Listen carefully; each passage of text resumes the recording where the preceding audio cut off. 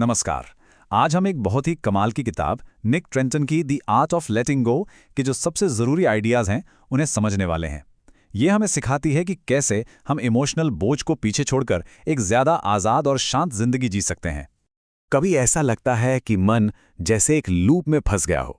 Negative ख्याल, पुरानी बातें या हर चीज़ को अपने काबू में रखने की जो जिद होती है, ये एक ऐसा एहसास है जिससे हम सब कभी ना कभी गुजरते हैं। आज हम इसी से बाहर निकलने का रास्ता खोजेंगे। तो इस सफर में हम क्या क्या देखने वाले हैं? सबसे पहले तो यही समझेंगे कि ये जाने देना या लेटिंग गो आखिर है क्या चीज़। फिर देखेंगे कि कौन सी चीज़ें हमारे कंट्रोल में हैं और कौन सी नहीं। इसके बाद हम बिना जजमेंट के सोचना सीखेंगे, सिचुएशन से एक कदम पीछे हटना जानेंगे और आखिर में अपने अंदर की उस आवाज़ को शांत करना सीखेंगे जो हमेशा हमारी आलोचना करती रहती है। तो चलिए सबसे पहले इसी सवाल पर आते हैं, जाने देना या लेटिंग गो, इसका आखिर मतलब क्या होता है? ज्यादातर लोग इसे हार मान लेना समझ लेते हैं, पर सच कहूं तो ये बिल्कुल भी वो नहीं है।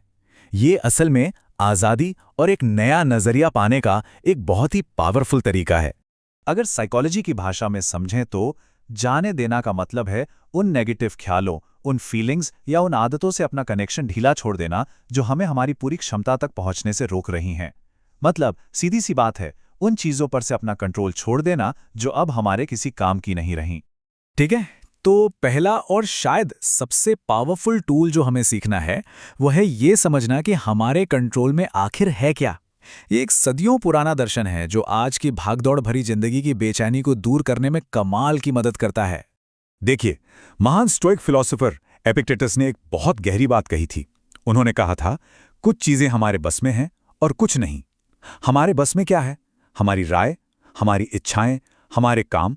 और क्या बस में नहीं है? हमारा शरीर, हमारी प्रॉपर्टी, दूसरों की नज़र में हमारी इज्जत या दूसरों के एक्शन। और यही जो आइडिया है ना, इससे डाइकोटोमी ऑफ कंट्रोल कहते हैं। इसका सिद्धांत बहुत सीधा है। अपनी सारी एनर्जी सिर्फ उन चीज़ों पर लगाओ जिन्हें हम बदल सकते हैं, और जो हमारे कंट्रोल से बाहर हैं उन्हें स्वीकार कर लेने में ही मन की शांति है। अब इस सिद्धांत को प्रैक्टिस करने के लिए एक बहुत ही आसान 2 मिनट की एक्सरसाइज है। एक कागज पर एक बड़ा गोला बनाइए और उसके अंदर एक छोटा सा। अब उस छोटे गोले के अंदर वो सब लिखिए जो आपके कंट्रोल में है, जैसे आपकी मेहनत, आपका रिएक्शन। और बड़े गोले में वो सब लिखिए जो कंट्रोल से बाहर है, जैसे ट्रैफिक, मौसम, ये दूसरे लोग क्या सोचते हैं। अब अपना सारा ध्यान, सारी एनर्जी सिर्फ उस छोटे अंदर वाले गोले पर लगा दीजिए। चलिए अब अपने टूल किट में एक और चीज जोड़ते हैं।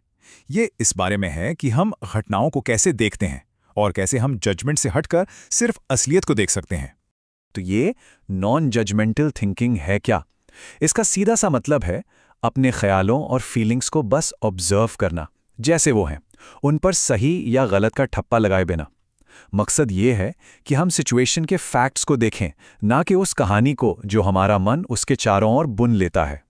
इसको एक उदाहरण से समझते हैं तो एकदम क्लियर हो जाएगा। मान लीजिए प्लेन में एक बच्चा रो रहा है। जजमेंटल सोच क्या होगी? उफ, ये बच्चा, इसके माँ बाप को तो इसे संभालना ही नहीं आता। वहीं नॉन जजमेंटल सोच कैसी होगी? एक बच्चा जोर से रो रहा है, मुझे चिढ़ और गुस्सा महसूस हो रहा है। हो सकता है उसके माँ बाप पूरी कोशिश कर रहे हो। देखा आपने फर्क? एक सोच में सिर्फ ब्लेम है, गुस्सा है, दूसरी में सिचुएशन का फैक्ट है और अपनी फीलिंग को एक्सेप्ट करना है।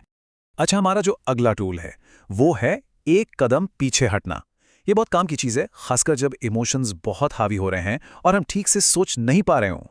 इसे साइकोलॉजी में सेल्फ डिस्टेंसिंग कहते हैं। मतलब अपने ही ख्यालों और फीलिंग्स को ऐसे देखना जैसे कोई और देख रहा हो, एक दूरी से, ऑब्जेक्टिवली। ये जो साइकोलॉजिकल दूरी बनती है ना, ये हमें इमोशंस को कंट्रोल करने और प्रॉब्लम को बेहतर तरीके से सॉल्व करने में मदद करती है। अब सेल्फ डिस्टेंसिंग का एक बहुत ही प्रैक्टिकल तरीका है, आइजनहावर मैट्रिक्स।